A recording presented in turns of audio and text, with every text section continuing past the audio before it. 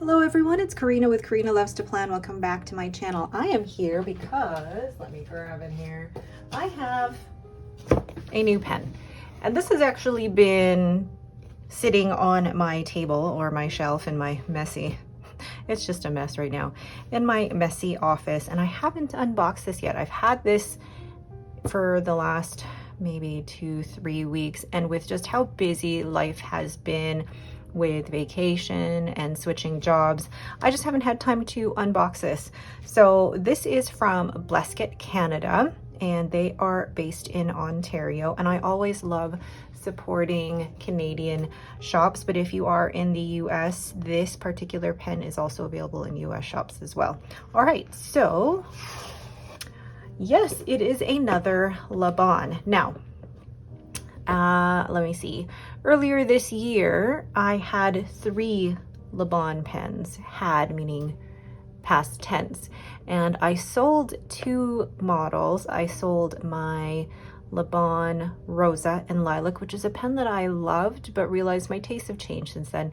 And then I also sold the Laban Taroko because that particular colorway and model with the brown is actually something that I have found in a different pen, which I hope to be receiving in the next few weeks. But anyway, this here is the Laban, and I love the packaging, the fountain pen nib here, and just the Laban refill your soul with writing. And then this pulls out, and here we have the pen. Who recognizes that?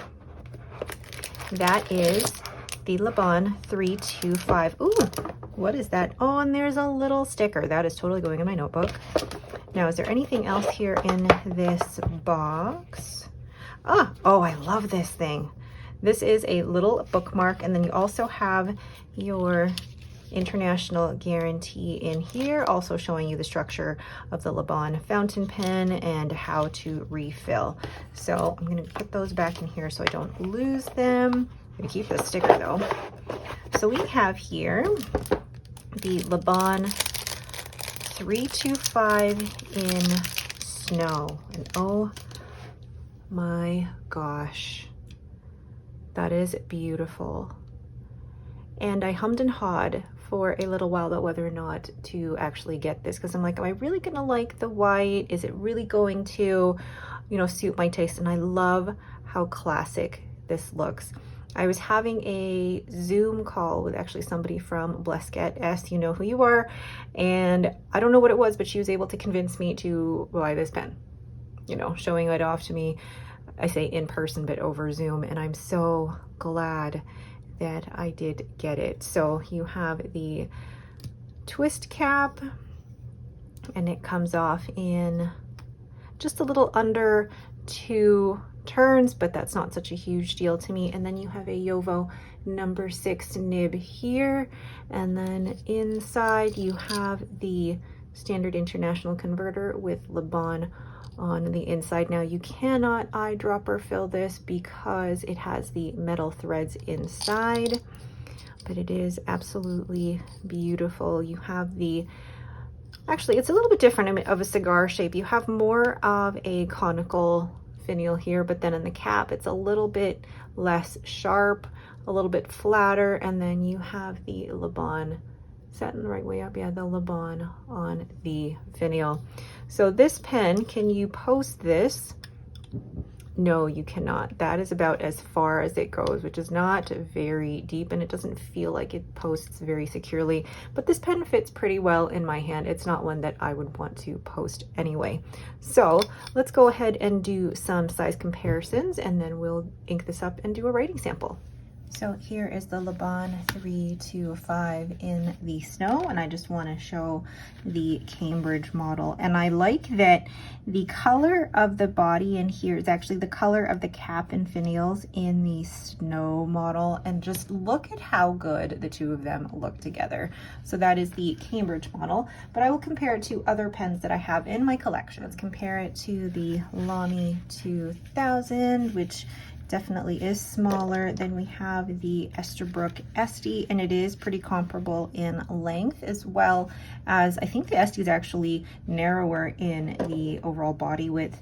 And then you have the Memento Zero, the Pilot Vanishing Point, which I feel like I should be putting it this way. And then you have the Waterman Karen. Ooh, and comparing it to the TWSBI Eco. Oh, you know what? I'm just seeing like how close they are in color. I'm going for a total theme here. And looking at all of the pens, that Laban 325 is the largest. You can absolutely tell that in terms of the width of the pen as well as the length of the pen, it is the largest. Now let's look at these uncapped. So there are all of the pens uncapped minus the Pilot Vanishing Point.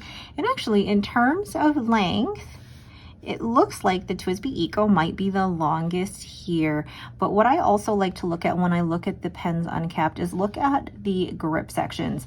What I love about the grip section of the Laban 325 is that it is a smooth transition from the body down to the grip, and it has a more tapered section and then a bit of a lip before it hits the nib. So if anybody has a really close grip on their nib, this might be able to help you out there as well. And then it actually has a longer grip section than in the Esterbrook SD, but it looks like it almost has the same length of grip section as the Leonardo Momento Zero.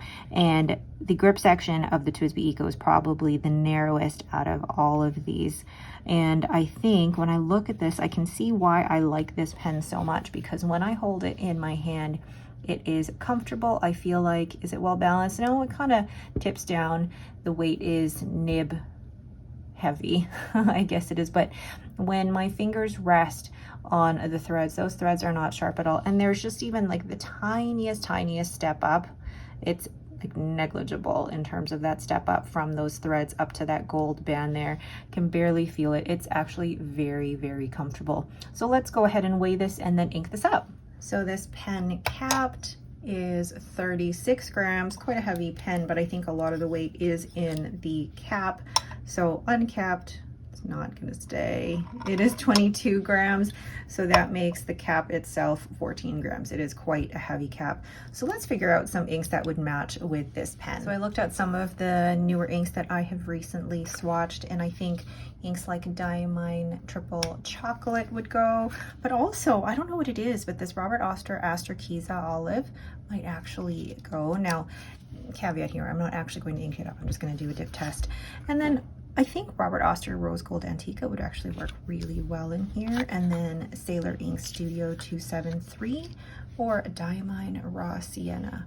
I'm not sure. I might actually just do a dip test with that Aster Kiza Olive.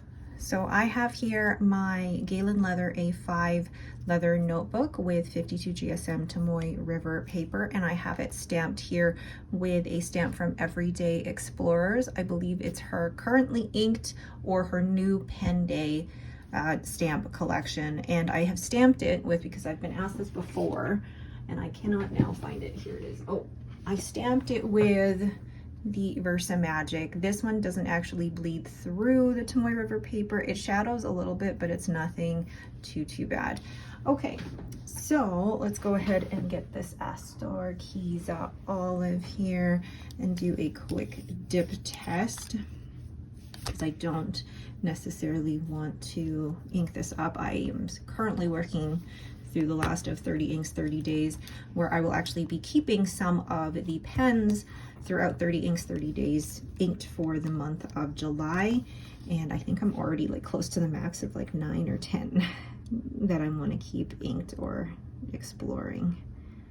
So let's make sure I have enough ink on the nib here to at least do my writing sample. All right, put that to the side and make sure I cap that because I have spilled ink. Okay, so the brand is Laban. Oh, hold on. Probably didn't get any. Okay, so there we go, Laban. And the model is 3. Ooh, that dipping is not working very well. Like I'm gonna have to keep dipping unless it's a drier ink. Let's try that again, 325.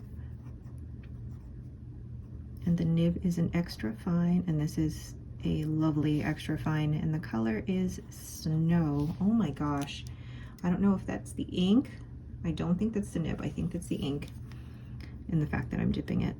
Snow, and it is inked with Robert. There we go. Astor Kiza Olive. Oh, that is lovely.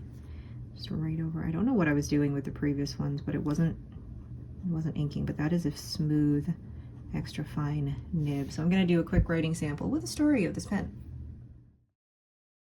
I had convinced myself that I did not need this pen. I already have the 325 in Cambridge, so why do I need this? Well, came back in stock and I could not stop thinking about it. You know how you have a pen that just keeps haunting you? And this was it, and it is so beautiful in person. It's so comfortable to hold, and this extra fine nib is so smooth. I love it.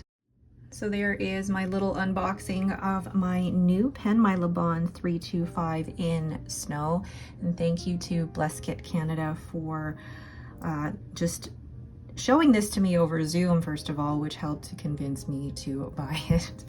All right, but that is it for me. Thank you all so much for watching. If you have any questions about this pen, please let me know down in the comments below. If you like this video, please leave me a thumbs up and don't forget to subscribe. Thank you all so much for watching and have yourselves a great day.